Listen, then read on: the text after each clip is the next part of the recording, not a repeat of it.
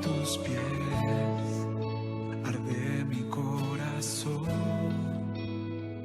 a tus pies te entrego lo que soy.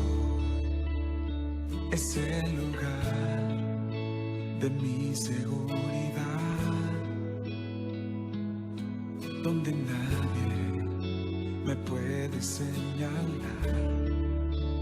Me perdonaste, me acercaste a tu presencia, me levantaste, hoy me postro a adorarte. No hay lugar más alto, más grande que estar a tus pies, que estar a tus pies. No hay lugar más alto, más grande que estar a tus pies, que estar a tus pies. Cristina Clario. A tus pies arde mi corazón, a tus pies te entrego lo que soy. Es el lugar de mi seguridad,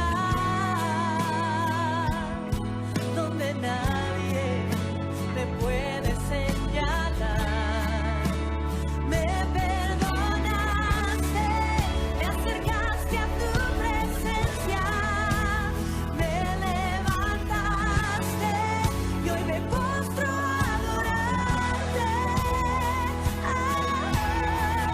No hay lugar más alto, más grande que estar a tus pies, que estar a tus pies.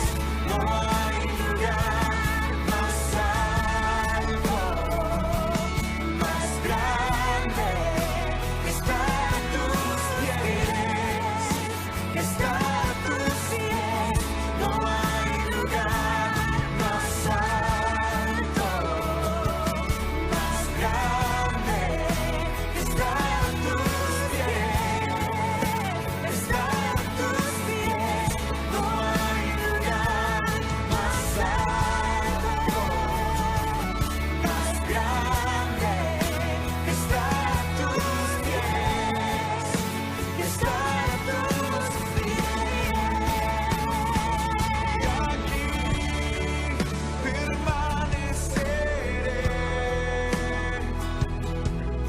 postrado a tus pies. Y aquí permaneceré a los pies de Cristo.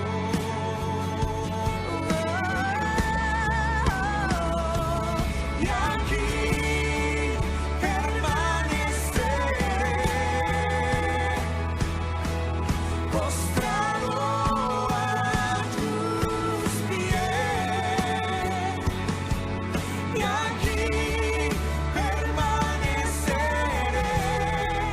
a los pies de Cristo. No hay lugar más alto, más grande que estar a tus pies, que estar a tus pies. No hay lugar más alto, más grande que estar a tus pies. Buenos días, amados hermanos y hermanas. Que el Señor les bendiga y les guarde. El Señor haga resplandecer su rostro sobre ustedes y tenga siempre misericordia. Hoy es el primer día del mes. Hoy tenemos esta oportunidad de reunirnos para alabar y glorificar al Señor, para exaltar su nombre. Ya entramos en el mes 11, ya quedan pocos días para que se finalice, o semanas para que finalice el año. A continuación les voy a dar los anuncios, ¿verdad?, que tenemos para esta semana, de la primera semana del mes. El lunes a las 7 p.m. tenemos la reunión de las damas, ¿verdad?, por el medio digital Zoom, donde las damas se han venido reuniendo, aunque esta semana que pasó se reunieron ya el día viernes, pero esta semana es el día lunes. Aprovechen cada una, hermana, de reunirse, de compartir sus temas, que son de mucha edificación para ustedes y así recíprocamente también para todos nosotros. El día miércoles es la reunión de oración, como se ha venido haciendo por costumbre. Ya se ha hecho 2 reuniones en la iglesia La Roca, donde Francisco va, y a través de allí se está difundiendo la reunión de Zoom, de oración. Si usted, hermano o hermana, tiene una petición o una necesidad o una acción de gracia, ¿verdad?, puede acercarse y dar la información por medio de Zoom que usted necesite una petición o una acción de gracia. Siempre la reunión de oración ha sido para nosotros de edificación, porque nos damos cuenta cómo Dios en su misericordia nos pastorea también a través de la oración.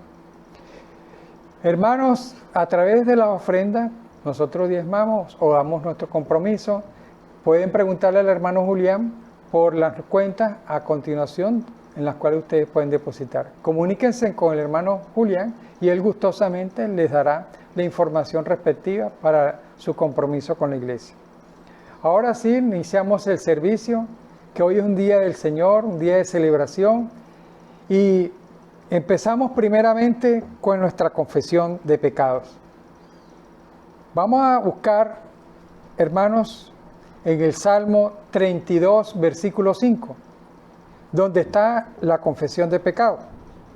Leemos en el nombre del Padre, del Hijo y del Espíritu Santo, Salmo 32, versículo 5. Dice así: pero yo reconocí mi pecado, no te oculté mi culpa. Me dije, confesaré mi culpa ante el Señor, y tú perdonaste la maldad de mi pecado. Qué hermoso es poder apropiarnos de este versículo para poder tener esta oración de confesión de pecado.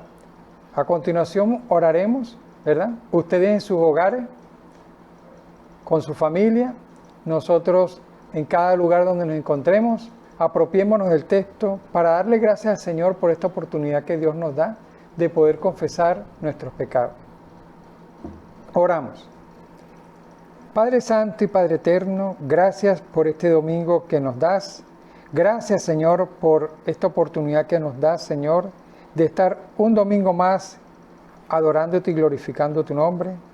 Gracias, Señor, porque en reunión y en armonía con todos los demás hermanos en sus hogares por medio de este medio, tú nos puedes conceder acercarnos a tu trono de gracia, al trono en el cual, por medio de tu misericordia, Señor, podemos confesar nuestros pecados.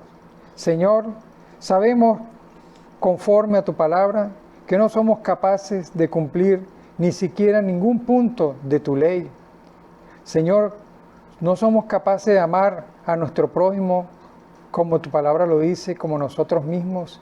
A veces somos tan negligentes, Señor, que solamente tu gracia soberana nos muestra a Cristo para ver cuántas cosas en las que nosotros no cumplimos y no llegamos a hacer lo que tú nos demandas. Oh Dios mío, en este momento nos acercamos a ti porque solamente por medio de tu gracia soberana nos puedes presentar ese sacrificio perfecto en el cual tú nos otorgas y nos acreditas la perfecta justicia y santidad de Cristo, porque con un sacrificio eterno, con un sacrificio único, tú nos diste esa redención tan grande, esa redención de poder acercarnos ahorita, Señor, ante ti y decirte, Señor, nosotros hemos pecado contra el cielo y contra ti, hemos hecho lo malo delante de tus ojos. Señor, perdónanos, Señor, todas aquellas cosas en las cuales no te agradan nuestras actitudes, nuestra conducta, Señor. Señor, aún nuestros pensamientos que nos vienen a nuestra mente, ofendiendo tu soberanía, ofendiendo tu preciosa santidad, perdónanos, Señor. Perdónanos, Señor, todas aquellas acciones, sea de comisión o de omisión que hemos hecho ante tu soberana presencia, ante tu soberano reino, en la cual no hemos cumplido conforme a tu voluntad. Otórganos, Señor, por tu misericordia, esa gracia soberana, esa gracia tan inmensa en la cual a través de Cristo podemos ver por medio de tu palabra el camino a seguir. Cada día capacítanos, Señor, cada día fortalécenos para que nosotros podamos también amar a nuestro hermano como a nosotros mismos. Que nosotros también podamos, Señor, amar a nuestros padres y honrarlos como ellos se merecen, Señor. Que nosotros también, Dios mío, podamos honrar el día del Señor como tú te lo mereces, Señor. Ayúdanos, oh Dios mío, así sea en cualquier realidad en la que vivamos, que podamos tener presente honrar a Cristo. Ayúdanos que no solamente tú, oh Cristo, seas nuestro Salvador, sino danos fuerza y danos voluntad para que tú, oh también Cristo, seas nuestro Señor en todo lo que hagamos. En tu precioso nombre te alabamos y te glorificamos porque la gracia renueva en nosotros ese perdón, nos limpia y cada día saltamos como un día como hoy, domingo, poder decir gracias, Señor, por esta oportunidad que nos das de confesar nuestros pecados. En el precioso nombre de Jesús te damos gracias, Padre eterno, porque Él está sentado a tu diestra para presentar nuestras oraciones ante ti. Gracias, oh Señor, porque tú nos otorgaste a un consolador tan grande, el cual nos redarguye de todo lo que hacemos, Señor, de todo lo que no te agrada. En el precioso nombre de Jesús te damos las gracias. Amén. A continuación, hermanos, les voy a pedir el favor que busquemos la lectura del antifonal, la cual está en Juan, capítulo 1, del 1 al 18. Ese hermoso capítulo de Juan, ¿verdad? Vamos a leer ese hermoso capítulo del versículo 1 al 18. Poco a poco ustedes en sus hogares van leyendo allí, ¿verdad? Van llevando la secuencia de la lectura conforme a estos versículos. Está en Juan capítulo 1, versículo 1 al 18 y les leo a continuación. En el principio ya existía la palabra y la palabra estaba junto a Dios y era Dios. Ya en el principio estaba junto a Dios. Todo fue hecho por medio de ella y nada se hizo sin contar con ella. Cuanto fue hecho era ya vida en ella. Y esa vida era la luz para la humanidad. Luz que resplandece en las tinieblas y que las tinieblas no han podido sofocar. Vino un hombre llamado Juan, enviado por Dios. Vino como testigo para dar testimonio de la luz, a fin de que todos creyeran por medio de él. No era la luz, sino testigo de la luz. La luz verdadera, la que ilumina a toda la humanidad, estaba llegando al mundo. Y en el mundo estaba. Y aunque el mundo fue hecho por medio de ella, el mundo no la reconoció. Vino a los suyos y los suyos no la recibieron. Pero a cuantos la recibieron y creyeron en ella, les concedió el llegar a ser hijos de Dios. Estos son los que nacen por generación natural, por impulso pasional o por el ser humano lo desee, sino que tienen por Padre a Dios. Y la palabra se encarnó y habitó entre nosotros. Vimos su gloria, la que corresponde como Hijo único del Padre, lleno de gracia y de verdad. Juan dio testimonio de él, proclamando: este es aquel de quien yo dije, el que viene después de mí es superior a mí porque ya existía antes que yo. En efecto, de su plenitud todo hemos recibido bendición tras bendición. Porque la ley fue dada por medio de Moisés, pero la gracia y la verdad nos vinieron por medio de Jesucristo. A Dios nadie lo vio jamás. El Hijo único, que es Dios y que vive en íntima unión con el Padre, nos los ha dado a conocer. Este es el versículo 18. Oramos por este texto y a continuación viene la adoración, viene el momento de participar todos con los cantos y las alabanzas. A continuación viene la adoración. Amémonos, aplaudemos también ese texto como nosotros, como una oración a través de la alabanza, y con él podemos orar.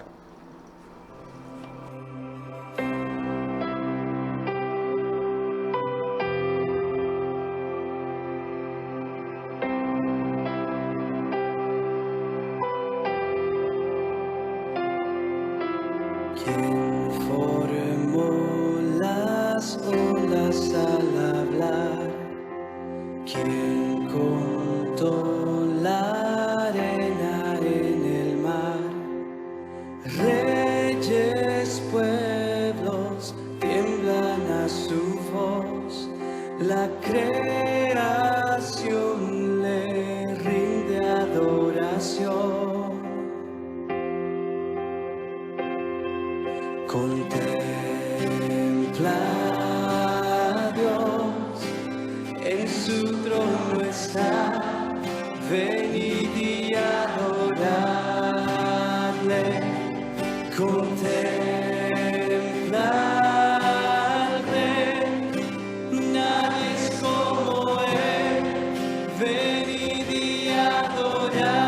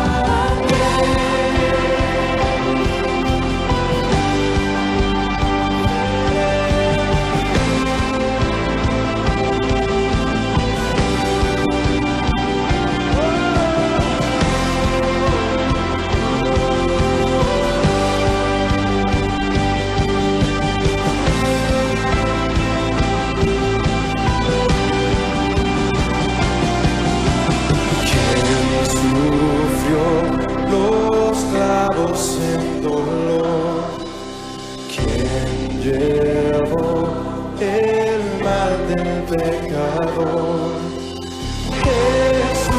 Jesucristo, humilde al perecer, ha triunfado y reina con poder.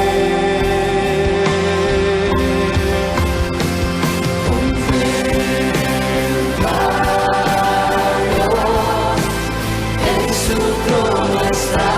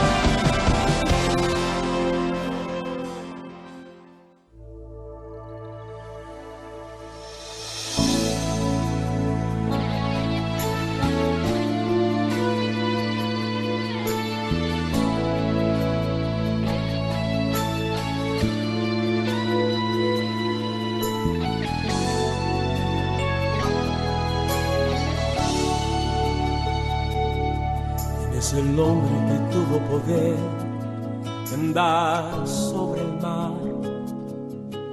¿Quién es el que puede hacer el mar callar? En el momento que la tempestad te quiera hundir, Él viene con toda autoridad y manda calma. ¿Quién es el hombre que tuvo poder de hacer a Israel caminar por entre las aguas del Mar Rojo?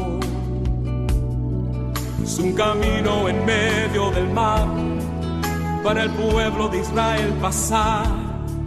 Al otro lado, con sus pies secos, pudieron cantar el himno de victoria.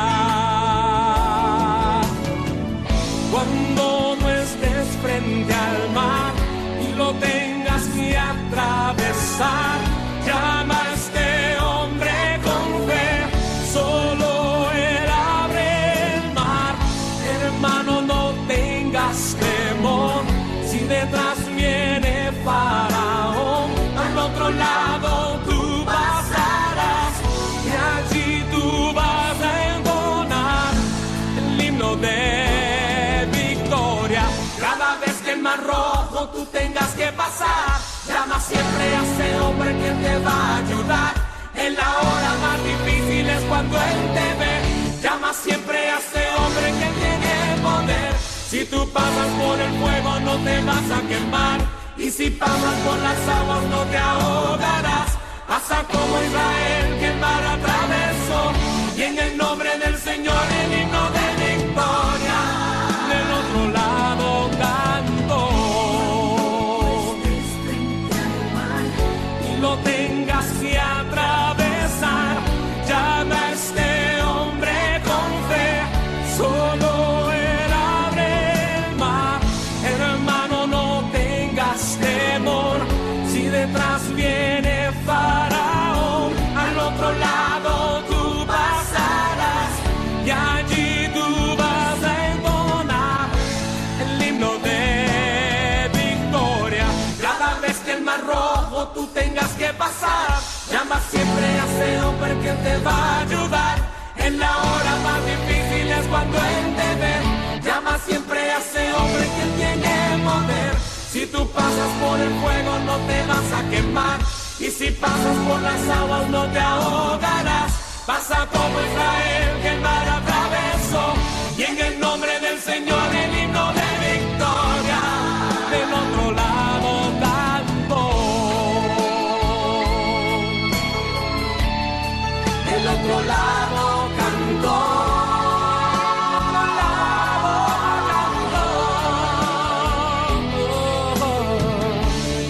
Del otro lado cantó.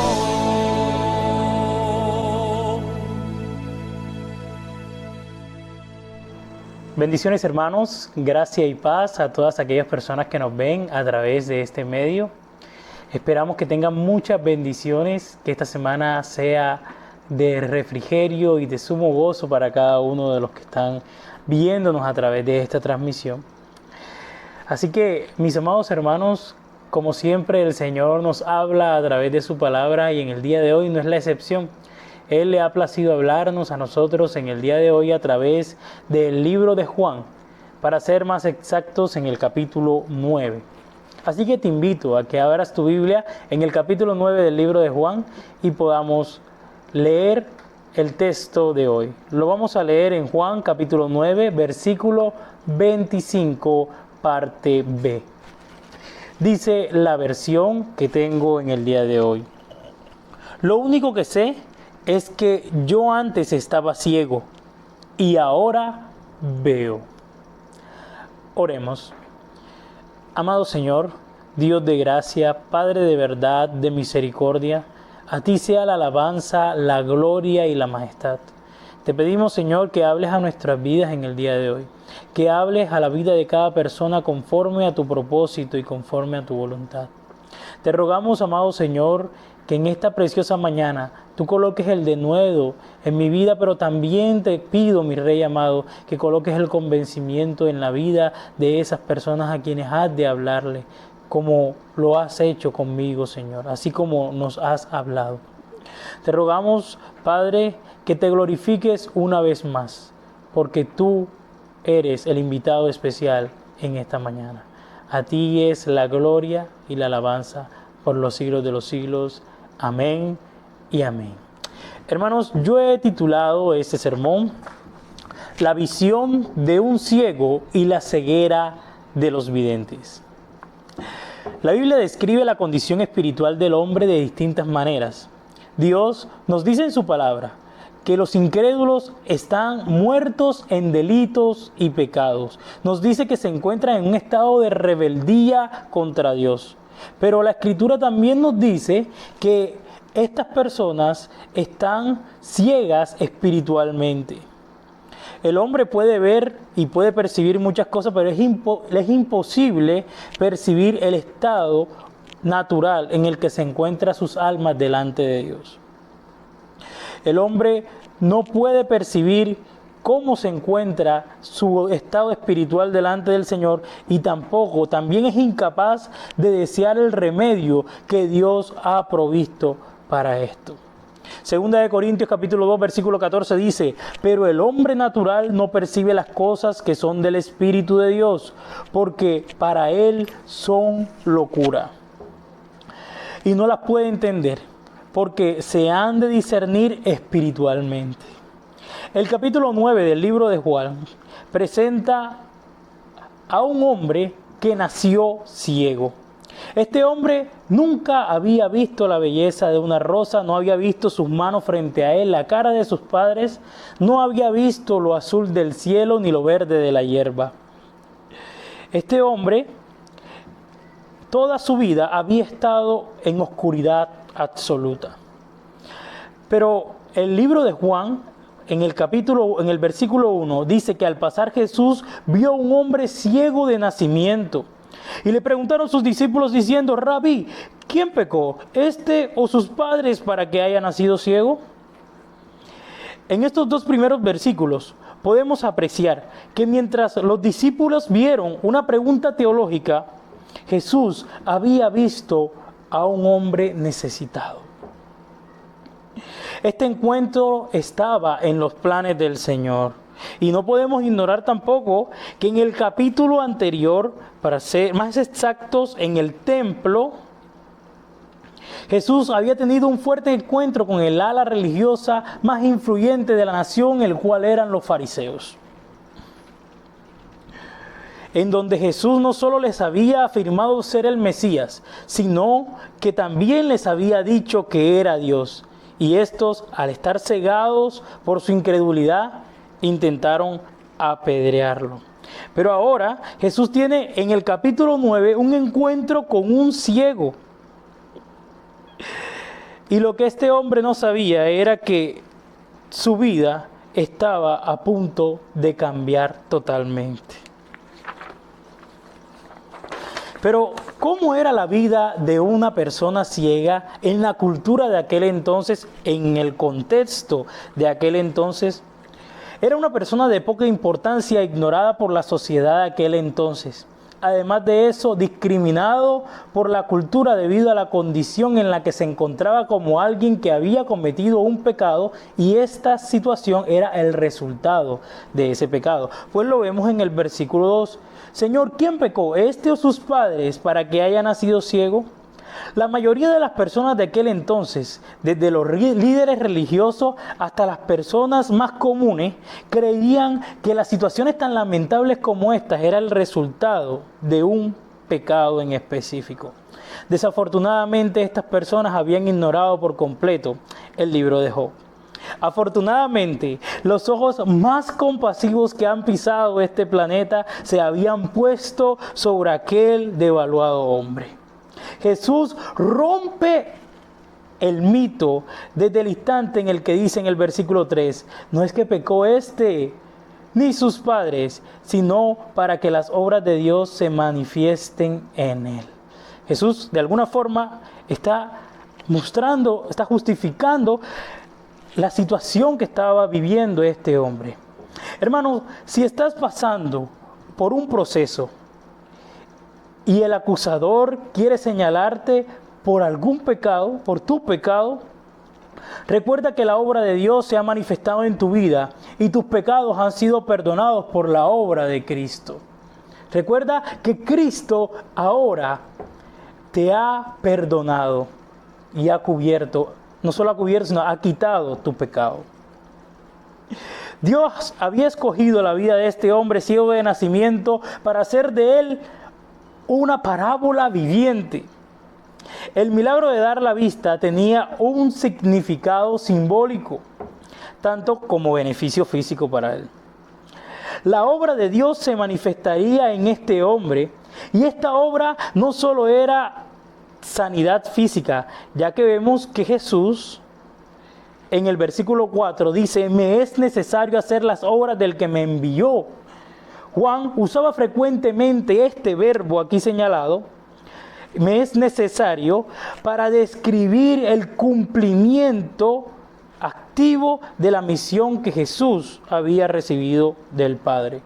Por ejemplo, en el libro de Juan capítulo 3, versículo 14 dice: como Moisés levantó la serpiente en el desierto, así es necesario, otra vez aquí el verbo, que el Hijo del Hombre sea levantado.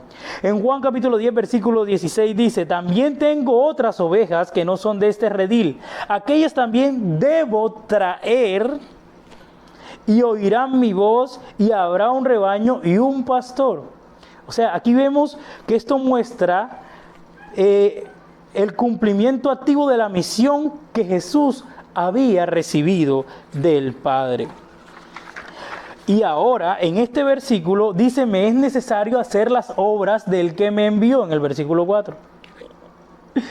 Y lo curioso es que es la primera vez que se registra en los evangelios una enfermedad congénita. Este hombre ciego de nacimiento representaba una humanidad nacida ciega espiritualmente, una humanidad nacida en delitos, pero que afortunadamente Jesús vino con el propósito que todos necesitábamos. Había venido a este mundo a hacer las obras de el que lo envió mientras estuviera en esta tierra. Y no solo eso, en el versículo 5 dice algo muy hermoso. Dice: entre tanto, dice Jesús, entre tanto estoy en el mundo, luz soy del mundo. Como expresó un comentarista, los egipcios dirían que el sol es la luz del mundo. Los griegos dirían que la verdad filosófica es la luz del mundo. Pero aquel día, un hombre de Nazaret dijo estas palabras imperecederas: yo soy la luz del mundo. Y como es la luz, va a darle la visión a este hombre que carece de luz.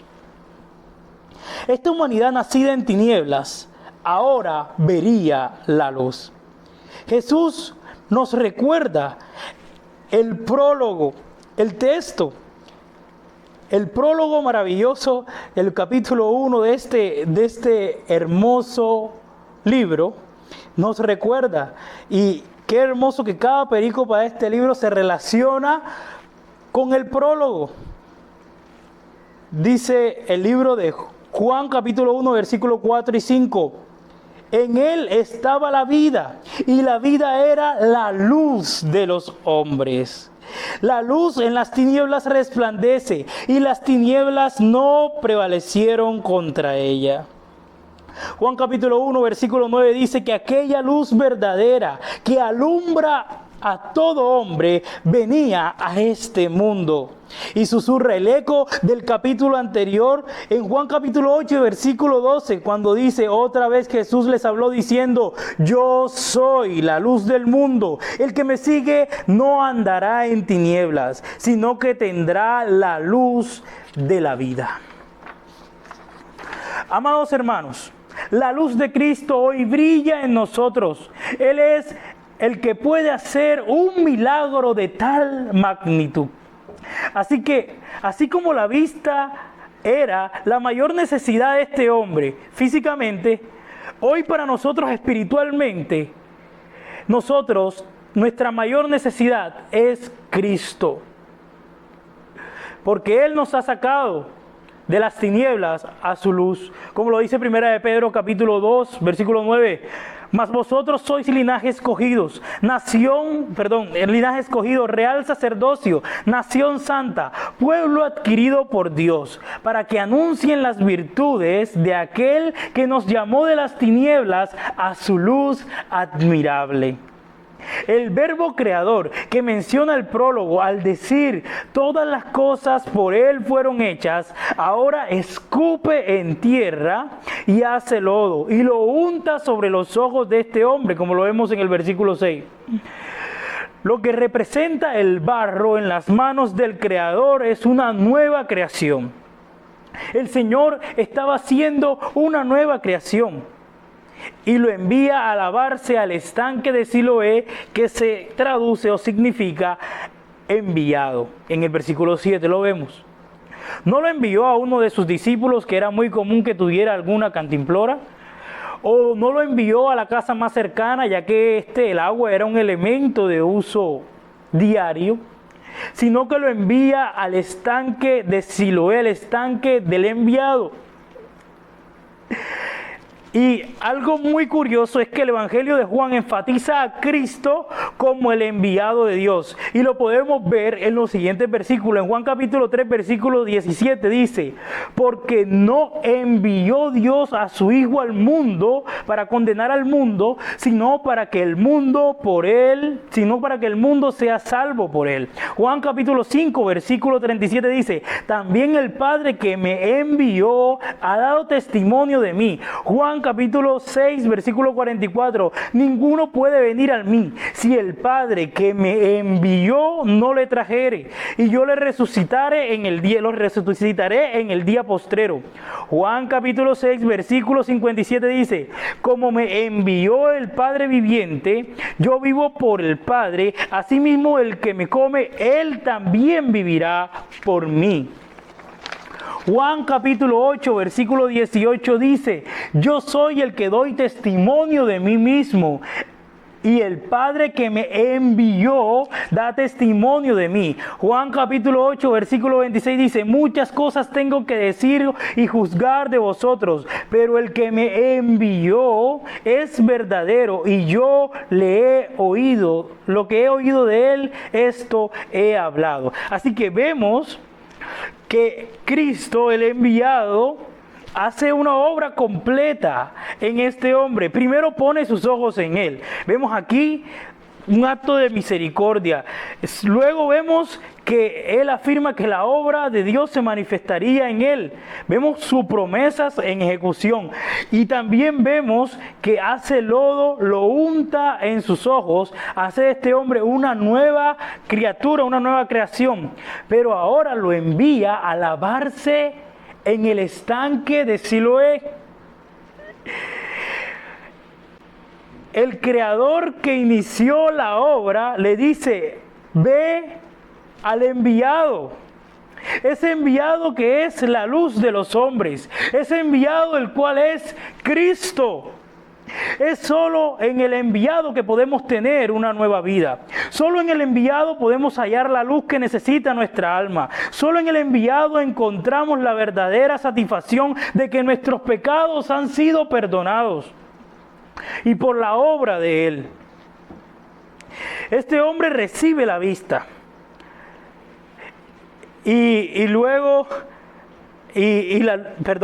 La luz llegó a él.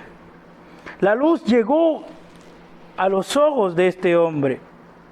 Y esas personas que tal vez lo conocían como el mendigo ciego, ahora todos los ojos de la nación o de ese lugar estaban puestos sobre ese hombre.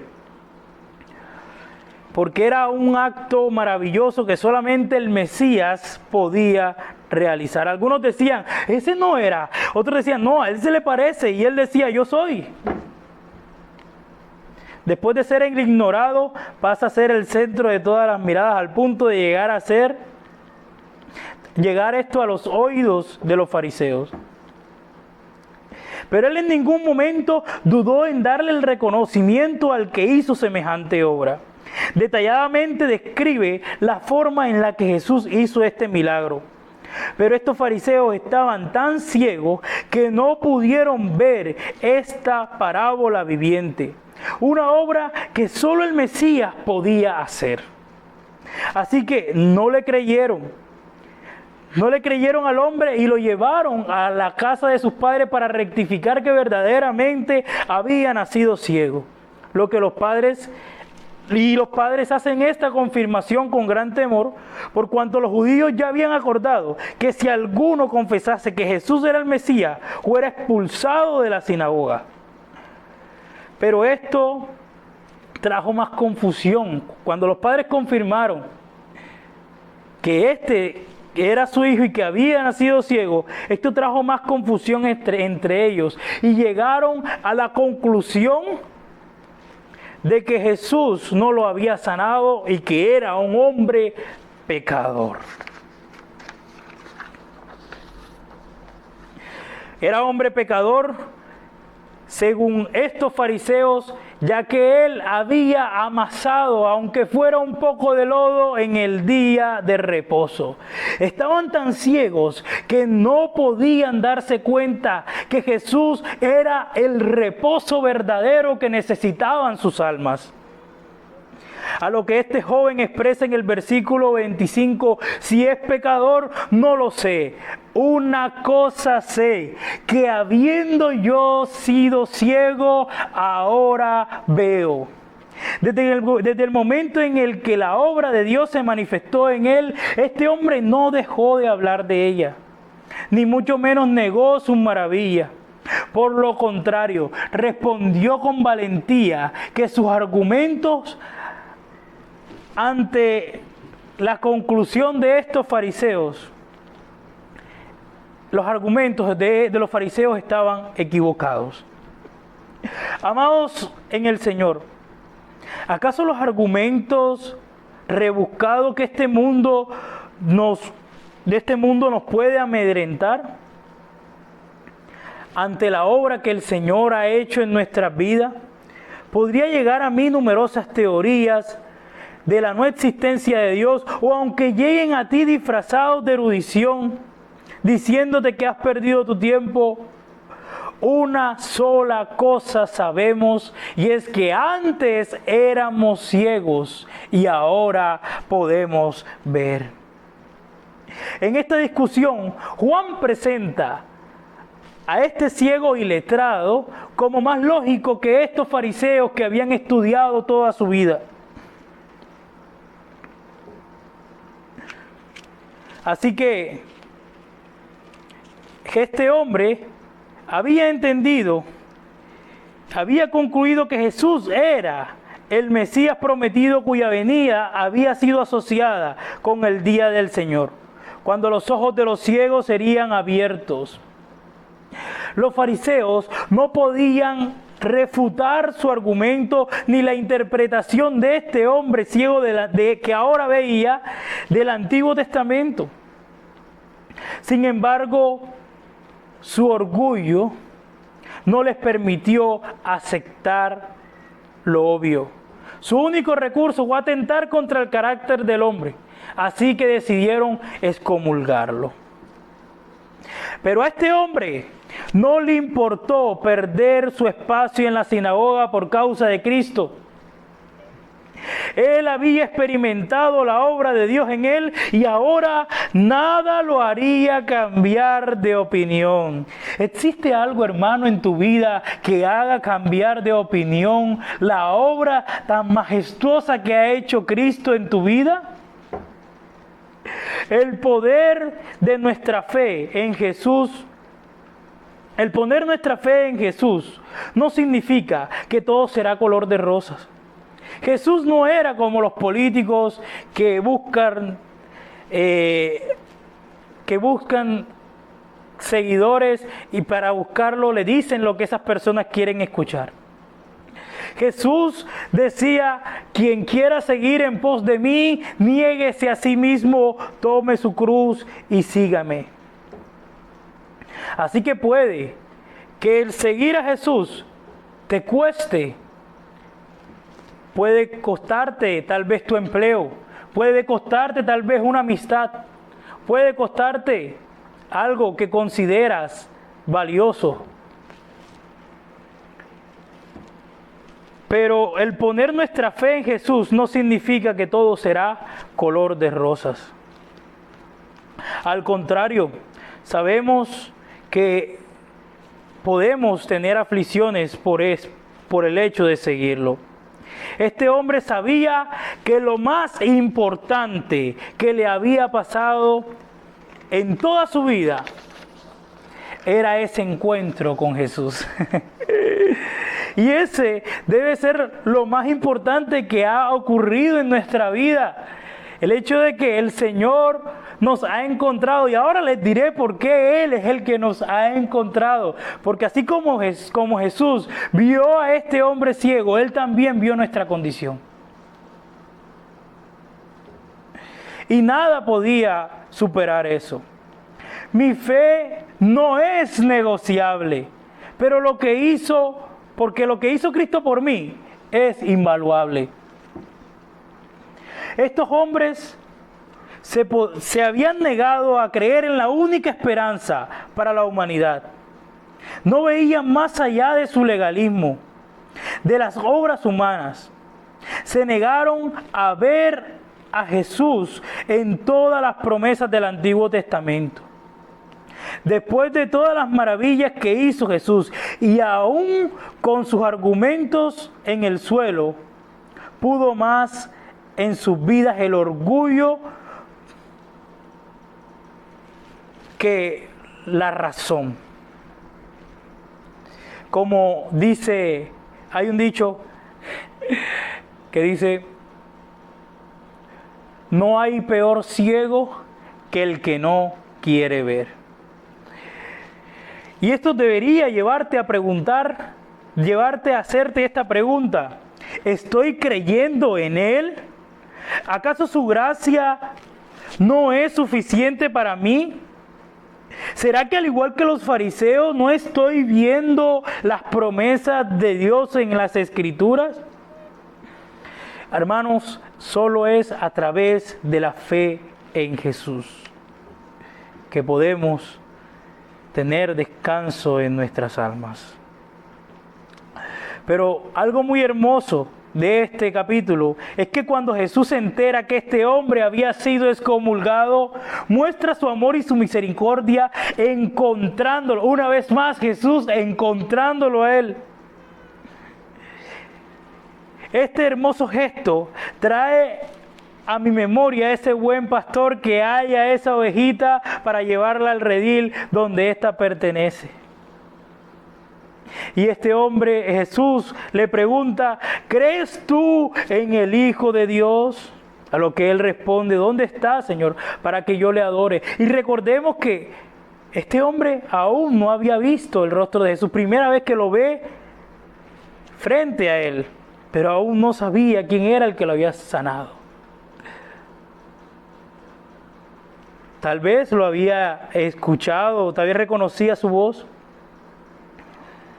Pero cuando este hombre se entera que era el que estaba frente a él, respondió en fe y en adoración. Hermoso, hermanos. Hermanos,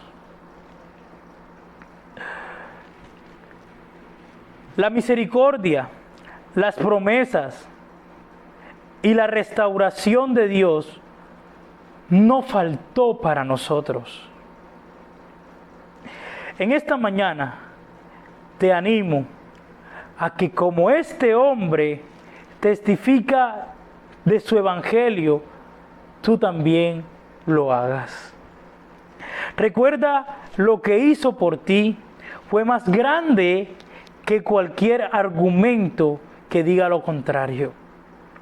Recuerda que Él te encontró a ti Y por eso hoy, como iglesia, como su pueblo, le adoramos, le agradecemos, porque nuestra fe y nuestra confianza están en Cristo. Así que, mi amado hermano, yo te invito a que oremos en esta preciosa mañana. Amado Señor, Dios de gracia, Padre de poder, de misericordia, Rey omnipotente, gracias por tu palabra. Gracias, Señor, porque tú nos recuerdas a través de ella que tú nos has perdonado por nuestros pecados y que nadie puede acusarnos ni señalarnos.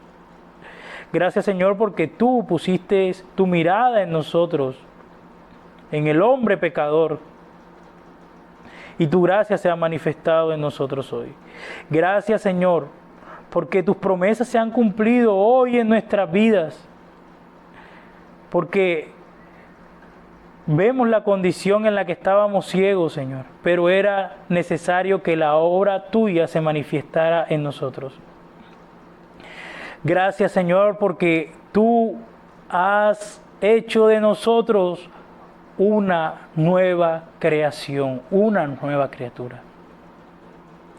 Y gracias, Señor, porque nos has llevado hacia ti, a ti que eres el enviado, Señor. Muchas gracias, Padre, porque hoy nosotros, frente a todas las situaciones que se nos puedan presentar como creyentes, tenemos claro que antes éramos ciegos, pero hoy vemos. Y sobre todo, Señor, hoy respondemos a tu llamado en fe y también en adoración. Te adoramos, Señor. A ti sea la gloria por los siglos de los siglos. Amén. Acércate a nosotros, oh Señor.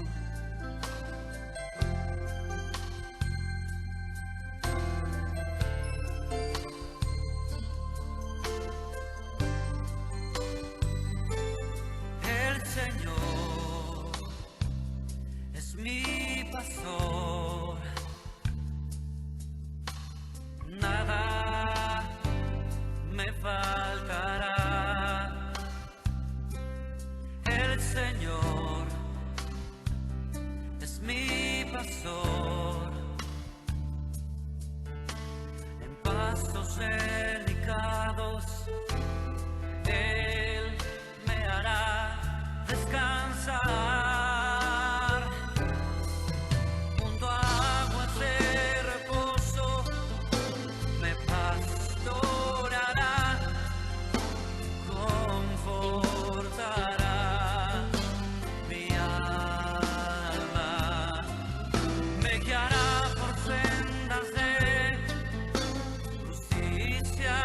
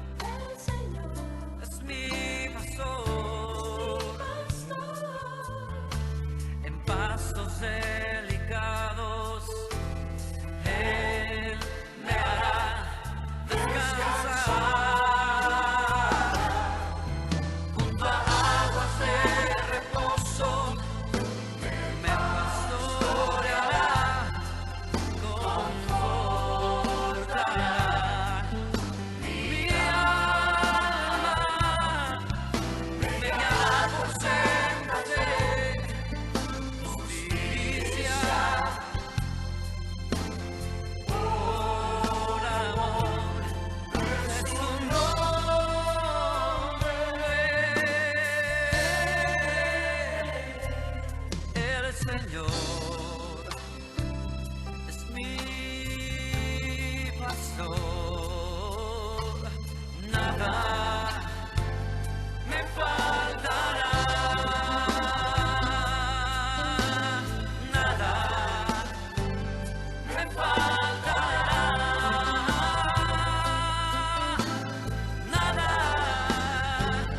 me faltará, oh,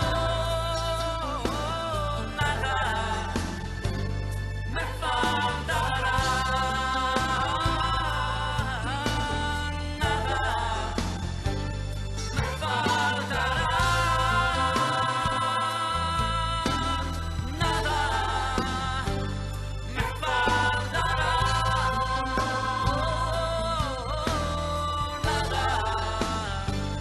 me faltará, nada me faltará.